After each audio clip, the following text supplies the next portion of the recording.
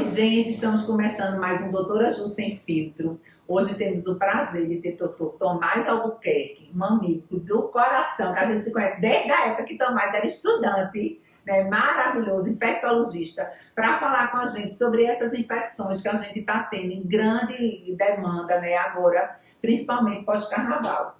Tomás, obrigada por você estar aqui, um prazer receber você aqui no consultório da gente.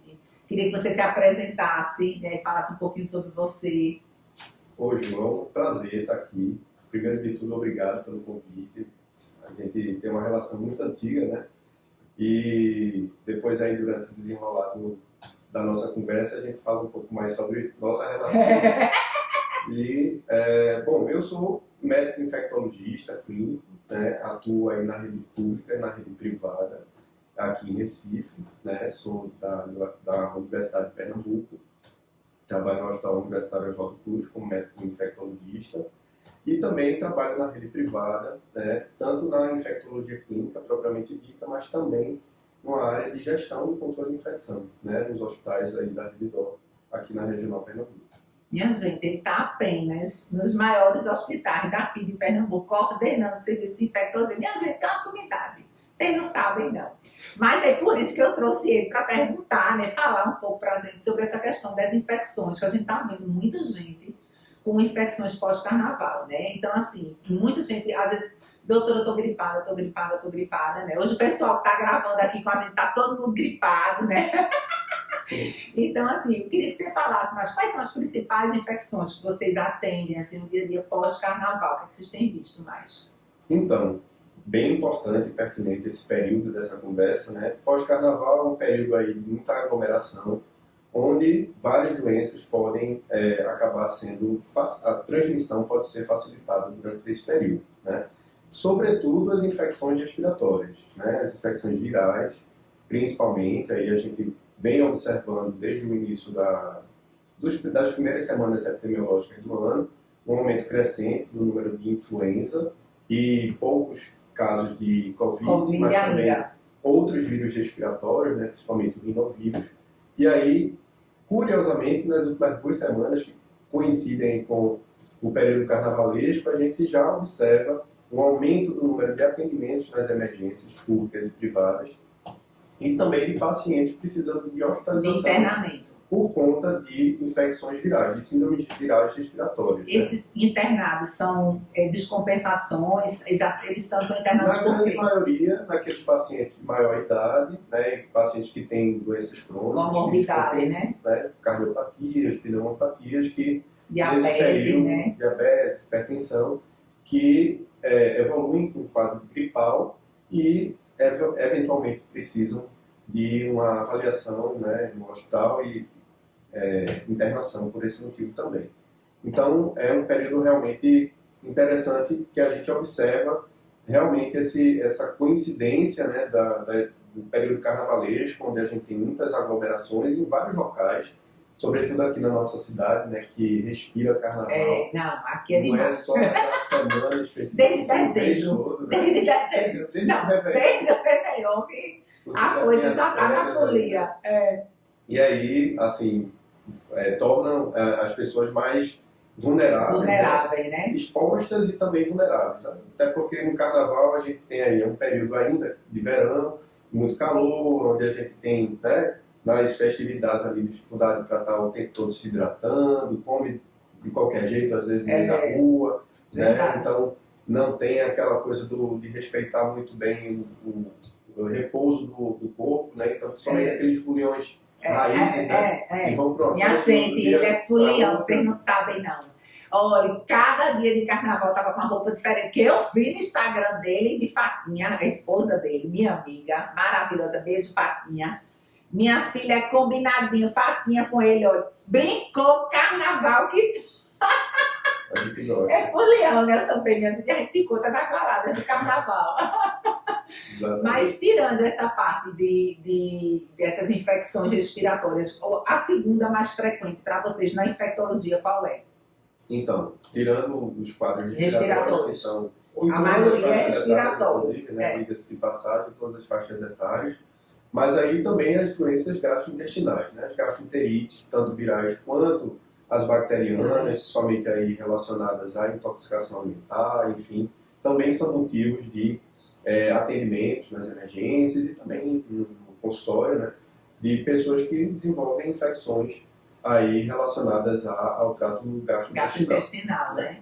E não menos importante, né, é um período também onde a gente tem uma maior, vamos dizer, liberação, né? As pessoas mais eufóricas, mais amáveis, enfim. Então, um aumento de exposições sexuais, muitas vezes não programadas e não devidamente protegidas, então algumas infecções sexualmente transmissíveis acabam também sendo motivo de alguma procura para avaliação, né? Além disso, assim, para a gente da ginecologia vem muito as infecções urinárias, né, principalmente pós-coito, né, então transa e tem atividade sexual, tem infecção urinária, prendendo muito xixi, né, bebendo pouca água, se desidratando no carnaval, porque aqui é muito quente, sim, né? Sim. E as pessoas se desidratam no carnaval. Então, para a gente da gineco, vem muita infecção urinária e muito corrimento vaginal também. Sim. Porque as pessoas passam o dia todo, às vezes com carefree, né, sem ter acesso a banho, banheira, sai de um bloco, vai para outro, não sei o que, a gente percebe essa questão dos corrimentos vaginais. Infecção sexualmente transmissível também chega para a gente, porque ela se expõe e aí vem desesperada, né? Doutora, eu quero fazer tudo, pelo amor de Deus, eu transei. Olha, transar sem preservativo, eu acho que quem vê um preservativo hoje morre.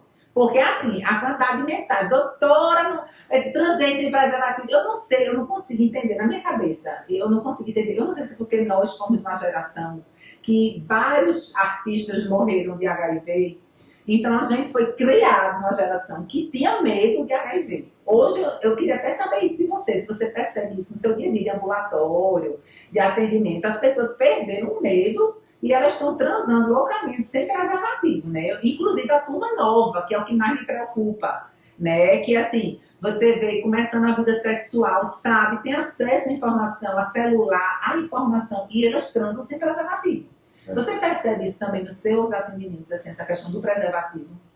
Sem dúvida, Júlio. Isso, na verdade, infelizmente é uma realidade, né, que a gente vê um estímulo cada vez maior, principalmente você comentou, da população mais jovem. Às vezes até desde a faixa etária infantil mesmo, né? A exposição ao celular sem controle, né? A erotização excessiva. Né? Nas redes sociais.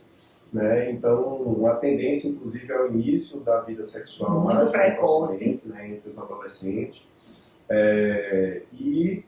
Infelizmente, a gente vê que há uma banalização, às vezes, da exposição sexual desprotegida, né, que é uma via de exposição não só para outras infecções sexualmente transmissíveis, mas também para o HIV. Né?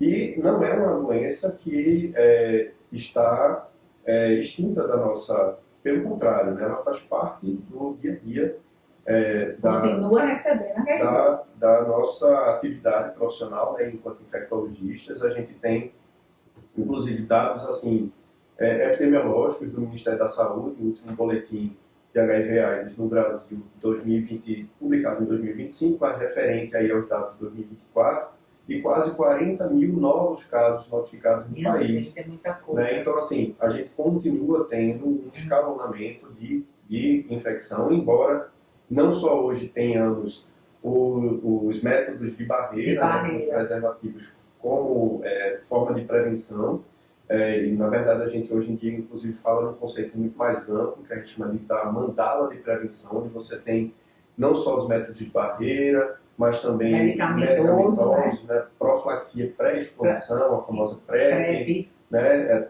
a ampla disponibilidade de testagem para você fazer diagnóstico precoce e evitar a cadeia de transmissão. Eu vi no Carnaval de Salvador agora, que saiu, eu vi passando no Instagram, eles pegaram 100 e tantos casos, né, de pessoas na folia que quiseram testar, e pegaram clamídia, pegaram sífilis, pegaram HIV, pegaram... Eu fiquei assim impressionada. Exato. Então, assim, é uma amostra pequenininha, viu? Que eles... Isso, e assim, reflete a realidade macro, né, da nossa... da exposição da população a essas doenças sexualmente transmissíveis e, inclusive, até A gente teve aí nas propagandas, nas mídias do governo, né, do Ministério da Saúde, se não me engano, aquela cantora que agora eu esqueci o nome. Uhum. Foi propaganda no Era carnaval. propaganda no carnaval, né?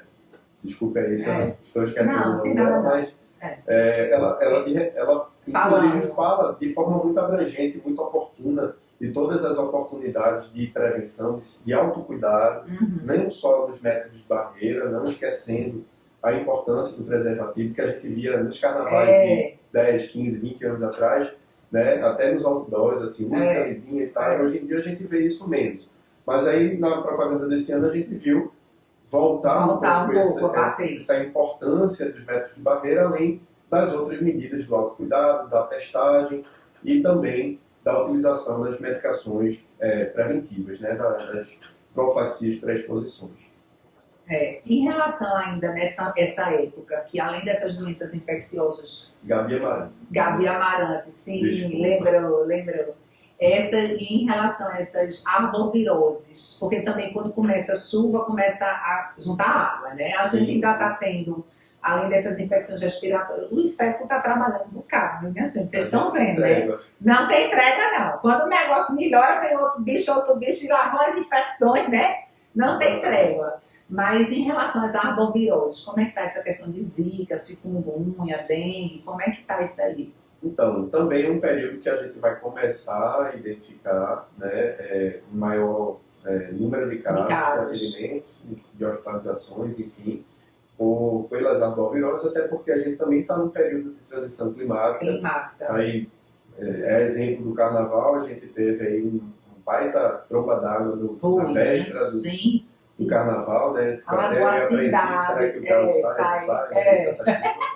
Mas, enfim, o que acontece é que você começa a ter um aumento dos índices pluviométricos, então aumenta muito as arboviroses. Mas elas estão endêmicas, enfim. Não está epidêmico, não. Elas estão endêmicas. Elas nunca deixaram de existir. A gente tem arbovirose no Brasil, nos territórios, no ano todo. Mas a gente tem os picos epidêmicos aí que vão aqui, principalmente nesse primeiro trimestre do ano, é onde a gente vai identificar o maior número de casos. Sobretudo de dengue, que é a arbovirose mais prevalente no nosso país, né? E que também acomete a maioria das faixas etárias. E tem as dengues hemorrágicas, né? Que às vezes vocês precisam internar, né, os pacientes, né? Isso. As dengues graves, né? Esse é um percentual, felizmente, né, muito pequeno da grande massa que evolui com dengue, que apresenta um quadro de dengue. Um percentual pequeno pode ter complicações graves, né? Evoluindo com choque, né, com pressão baixa, complicações mais graves, né, sangramentos, enfim, que precisam realmente de um cuidado específico, na maioria das vezes em ambiente hospitalar, sobretudo até em UTI. Quem já teve dengue, porque a gente tem uns sorotipos diferentes, né, do vírus da dengue, pode ter uma pergunta importante. Né, de dengue no Brasil, e eles se revezam ali entre os mais circulantes em cada ciclo sazonal aí da doença.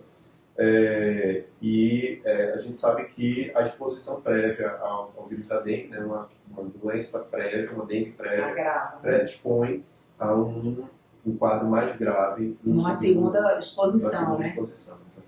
E me diz uma coisa, em relação à vacina da dengue. Então, a gente já não deve tomar, porque diz que a eficácia é baixa, né? Em relação à imunoproteção. Então, a gente tem algumas vacinas aí que já foram liberadas, né?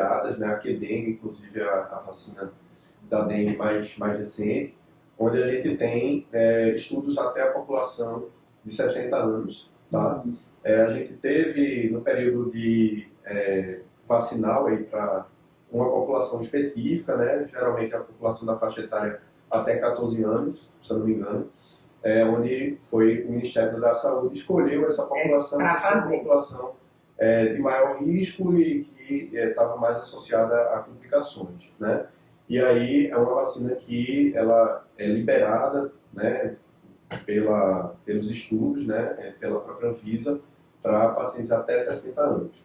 A gente não sabe exatamente qual é a eficácia de proteção da vacina para aqueles indivíduos mais idosos, mas se entende que há algum benefício, né? E, de fato, a vacina ela traz um potencial de redução do risco de dengue grave, né, de hospitalização e de morte. Então Né? já é uma coisa muito Já é uma coisa importante. muito importante. E me diz uma coisa, a gente tem a vacina de dengue em relação à gripe, porque às vezes as pessoas ficam, quem deve vacinar, quem não deve vacinar, se a vacina daquele ano serve para o ano seguinte, como é que é essa questão da vacina da gripe? Excelente pergunta, Ju. É importante lembrar que anualmente a gente tem, como a gripe é uma doença sazonal, né, então a gente pode ter um predomínio maior de circulação de influenza A, H1N1, H3N2, enfim. Então, o que é que a OMS anualmente faz? Né? Um rastreio daqueles Vírus mais prevalentes, né? vírus mais prevalentes, Os hospitais sentinelas, né? nos hospitais sentinela em todo o país, em vários países, em várias localidades do mundo. E aí você tem aquela cepa, né? Que vai fazer aquela vacina. Mais prevalente, então eles atualizam, entre aspas, a vacina para ser distribuída para a população globalmente, né? Principalmente para pacientes de maior risco, né? Acima de 60 anos, pacientes comórbidos ou crianças muito pequenas, enfim, profissionais de saúde, onde a gente deve vacinar.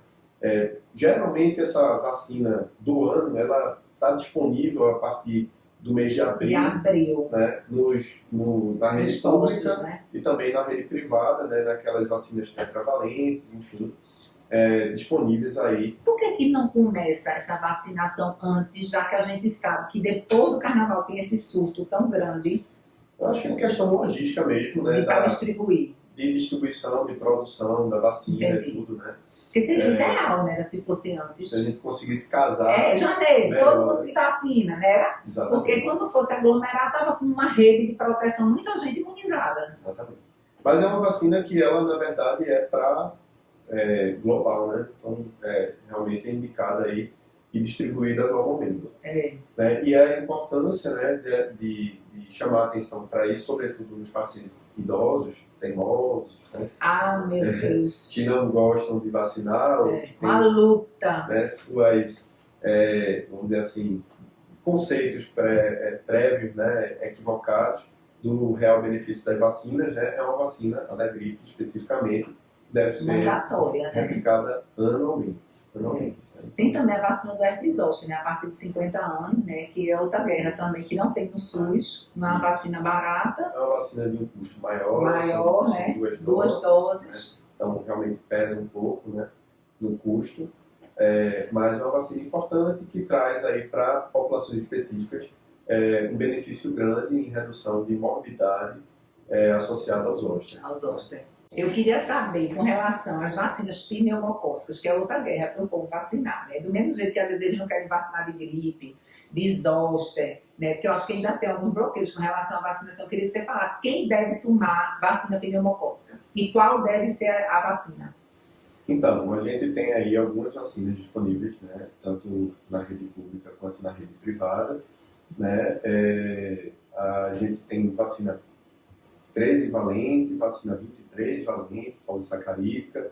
A gente já tem 3 anos liberadas a vacina 15 valente e agora, 2024 para 2025, a vacina 20 valente, né? Prevenar 20, que é uma vacina interessante porque traz uma cobertura mais ampla, né? E também é feita dose única. Né? Então, substitui, inclusive, aquela nossa casadinha que a gente tinha que fazer da vacina 13 valente com a vacina 23 valente, né? Que inclusive a vacina 23 valente são 2 doses com intervalo de 5 anos entre uma dose e outra. Então, às vezes, causava uma certa confusão, né? Você primeiro tem que fazer uma para depois fazer a outra e 5 anos depois fazer a segunda dose. E essa vida... Agora a gente tem a oportunidade de fazer uma dose única com uma cobertura mais ampla. Para quanto tempo de imunidade essa 20 valente? Dose única para a vida toda. Né? Então, a faixa etária prioritária ali acima dos 60 a 65 anos mas também é válida para pacientes imunossuprimidos, em tratamentos, né, imunossupressores, oncológicos, enfim, pacientes comórbidos, né, cardiopatas, hepatopatas, pneumopatas, enfim, hemoglobinopatias, todos esses pacientes com fatores de risco para doença pneumocócica grave, eles devem se vacinar. Devem ser orientados e estimulados a se vacinar. A se vacinarem. E uma outra pergunta, em relação ao que a gente está vendo muito agora, e tem chamado muita atenção, principalmente a imprensa, a questão do mpox, né?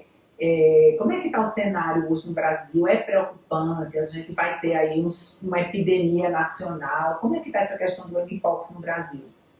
Então, Ju, o mpox é uma doença que, para muitos de nós aqui, né, é uma doença relativamente nova, mas a gente sabe que a varíola é uma doença realmente bastante antiga, ali da década de 50, 60, e que de 2022 para cá voltou a ter um certo foco maior, justamente por ter uma disseminação de casos fora da região endêmica que ela existe lá na África, né? Então, em 2022 a gente teve casos reportados fora daquela região, na Europa, em outros países, na América do Sul e América do Norte também. No Brasil a gente teve vários casos, né, que foram notificados. Vemos esse pico epidêmico ali em 2022 e novamente um novo pico epidêmico em 2024, né? Mas eu poderia dizer que é uma doença com uma incidência relativamente baixa na população geral. A característica desses surtos epidêmicos no mundo e no Brasil foi muito restrita a uma população mais específica, pacientes do sexo masculino, né, homossexuais masculinos, homens que fazem sexo com homem, que evoluíram com essas infecções. Se eu não me engano, foram reportados de 2022 para 2025 somente 8 óbitos por mpox e um pouco mais de 500 casos em todo o Brasil notificados, né? Esses óbitos os óbitos por mpox são por complicações da doença, o que é encefalite? Então, geralmente é o que, assim? Complicações, principalmente 100% deles em pacientes vivendo com HIV/AIDS, co-infectados, né? Imunossuprimidos graves, né? E que evoluíram com complicações viscerais, né? Miocardite, encefalite, né? É mais em imunossuprimidos, não é suprimido, né? Então, assim, a população, em geral, né, tem embora seja uma doença transmitida, né, tanto por via respiratória, quanto também pelo contato, né, pele a pele com pessoas com lesões ativas, né? Então, portanto, é uma transmissão universal, né? Muito fácil de transmitir. É vulnerável, né, e suscetível, né, a desenvolver a doença. Uma doença que ficou mais restrita a uma população mais específica, né? Portanto, a importância de as pessoas conhecerem quais são os sinais clínicos. Eu queria que você comentasse isso. Quais são os sinais mais importantes, assim, clínicos, que as pessoas têm que estar atentas? Para mpox, sobretudo, além dos sintomas gerais, né? Febre alta, astenia, mal-estar, cefaleia, adenopatias, adenomegalias, que são sintomas assim, bastante frequentes, né, e comuns na ocorrência da mpox, a ocorrência também de lesões vesiculares e pustulares na pele, né, mas que nessa apresentação clínica desses casos, né, que foram identificados no mundo e no Brasil, né, as casuísticas aí publicadas na literatura internacional e nacional, mostram mais lesões concentradas em regiões da região genital.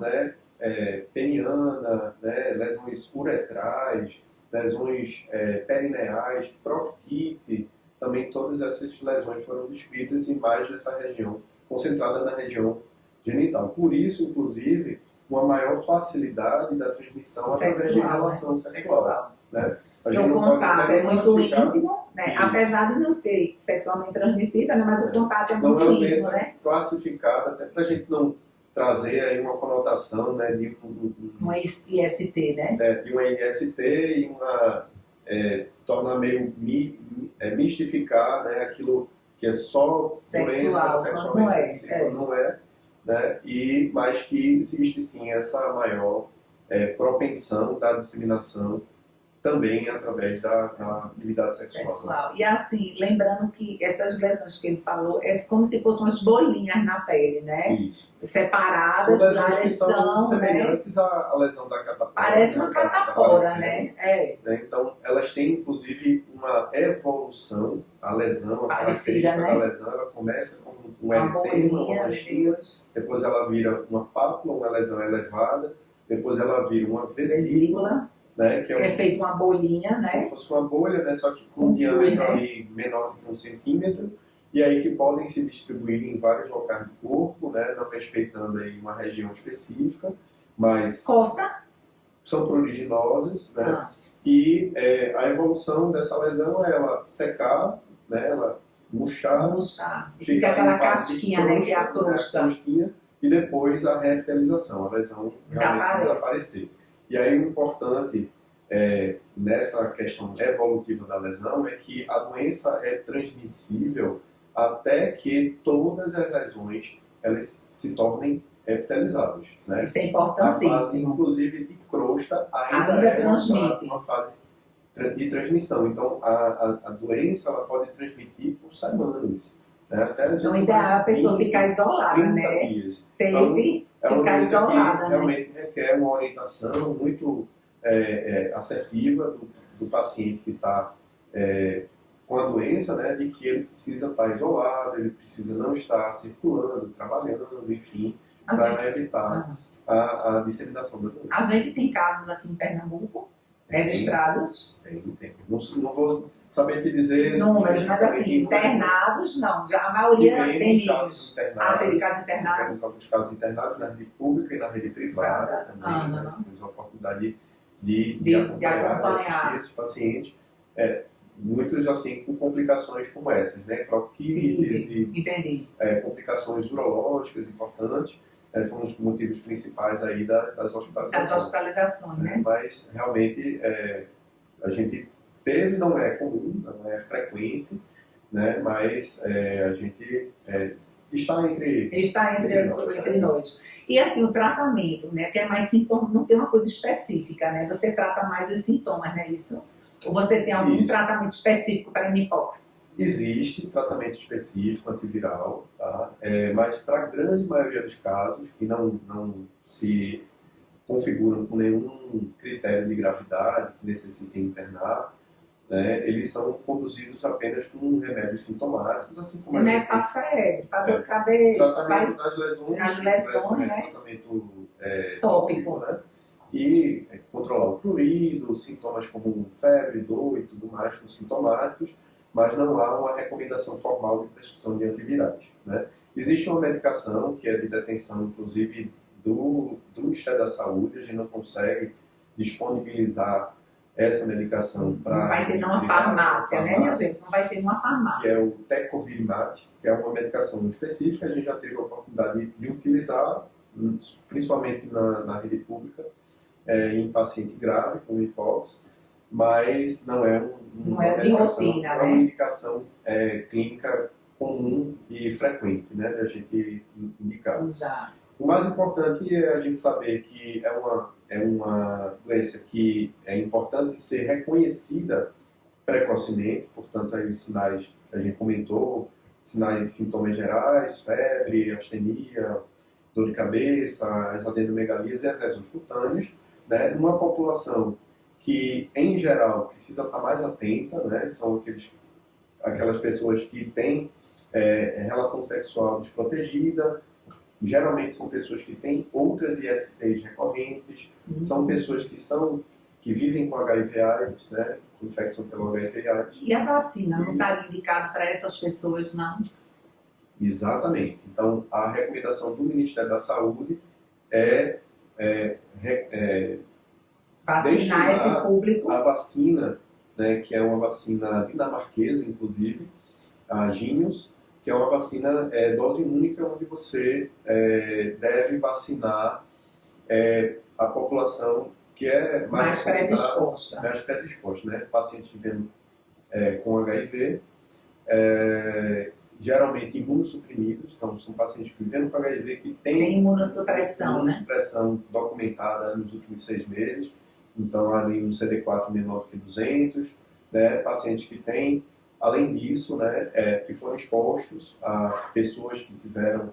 Você pode fazer essa Profilaxia pós-exposição. a PEP, né, com vacina em quem teve exposição por caso suspeito ou confirmado. Mas essas vacinas só são em centros específicos, né? Você não vai encontrar Isso. na rede privada nem na rede pública disponível. Não. Tem que ir no serviço de infectologia, né? Você não vai encontrar numa UBS, numa unidade básica de saúde, não vai encontrar na rede privada.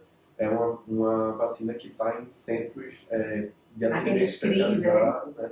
Então, por exemplo, aqui em Recife, a gente tem o Lessa de Andrade. Inclusive, essa semana a gente teve aí a notícia de que existiam vacinas de mpox disponíveis lá no Lessa de Andrade, que é um que bom, é um centro serviço de referência. De referência, né? Que atende pacientes HIV, com HIV, né? E que imunossuprimidos, enfim, então eles vão poder orientar sempre se para tomar. alerta na comunidade médica, né, da infectologia da região metropolitana principalmente, que a gente tinha essas vacinas, que quem tivesse Paciente nesse imunossuprimido perfil de podia risco, encaminhar. né, pudesse encaminhar para vacinar. Até porque, assim, uma infecção viral dessa no paciente imunossuprimido, a chance de mortalidade é altíssima, né? De alta taxa de complicação, né? Porque o paciente não consegue a gente se defender adequadamente, né? Vacina para HIV, como é que está esse cenário mundial? O que é que se fala com relação a isso? Alguma novidade? Tem muitas linhas de pesquisa, né, aí, relacionadas a várias estratégias, né, de contenção da epidemia mundial, na verdade a endemia, A endemia do HIV. Já completou mais de 40 anos, né, dos anos 80. Engraçado, esses anos todos, a gente não conseguiu uma vacina, né, ainda. Mas existem uma série de explicações aí para que a gente não tenha ainda essa solução mágica, né, de uma vacina efetiva, porque existem várias questões imunogênicas que envolvem aí complexas e que são difíceis de realmente... É um vírus danado. É um difícil vírus... da gente conter através da vacina. Mas como a gente comentou já em algum momento aqui na nossa conversa, existem várias outras estratégias de prevenção que precisam ser cada vez mais difundidas, né? Principalmente a questão do diagnóstico precoce, a testagem frequente. Então, quando você identifica o paciente precocemente, você começa o tratamento precocemente. Tudo é maior, né? Tudo isso visando a indetectabilidade da carga viral, né, do paciente que vive com HIV. Ele tem a carga viral suprimida pelo tratamento. Então, porque ele deixa de poder transmitir, né? Ele deixa de transmitir, então ele quebra a cadeia de transmissão. Então, o objetivo, inclusive, da própria Organização Mundial da Saúde, junto com o Ministério da Saúde, é que a gente tenha o que a gente chama de obter o 90-90-90. Né? 90% da população que tenha HIV tenha consciência de que tem o vírus, né? 90% dos pacientes com diagnóstico estejam tratados, estejam em uso de antirretroviral, de terapia apropriada, e que 90% desses que estejam em uso, né, mais de 90%, estejam com carga viral indetectável. Então, se a gente conseguir atingir cada vez mais esses objetivos, né, e ter um diagnóstico mais acessível e mais precoce da infecção pelo vírus, e dar oportunidade desse paciente de ser oferecido um tratamento adequado e de monitorizar e engajar o paciente com uma boa adesão, a gente vai reduzir, sim, a incidência da... Eu acho que passa muito por uma questão assim, de educação mesmo populacional, né? Você vê que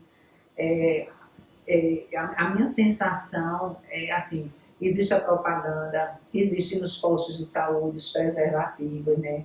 O que é que realmente, às vezes eu fico me perguntando, o que é que faz com que as pessoas não usem se você tem acesso, você tem informação, você sabe do vírus, você sabe da complicação. Porque eu acho que de cada 10 pacientes que eu atendo aqui no consultório, principalmente os jovens, porque tem, acho que 30 a mais, uma grande parcela está casada. E aí, usar o preservativo é uma questão do casal. Mas vamos desses 30 para baixo. Eu acho que cada 10, 2 usam preservativo. E assim, eles usam muito pouco. Muito pouco. É estímulo a... Entendeu? É muito baixo. Não, porque aí assim, eu escuto as mais diversas desculpas. Não, doutora, eu já namoro há 2 meses.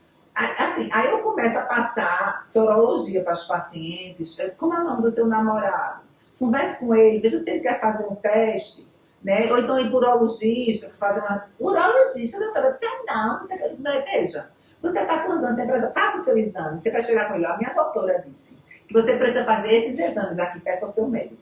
Você precisa fazer isso aqui, porque veja, você está transando loucamente com a pessoa sem saber se a pessoa tem alguma coisa, entendeu? Então assim, eu fico tão impressionada com isso. Porque a gente fala, vocês da infecto fala, a gente da gineco fala, o clínico fala, o urologista fala, todo mundo fala.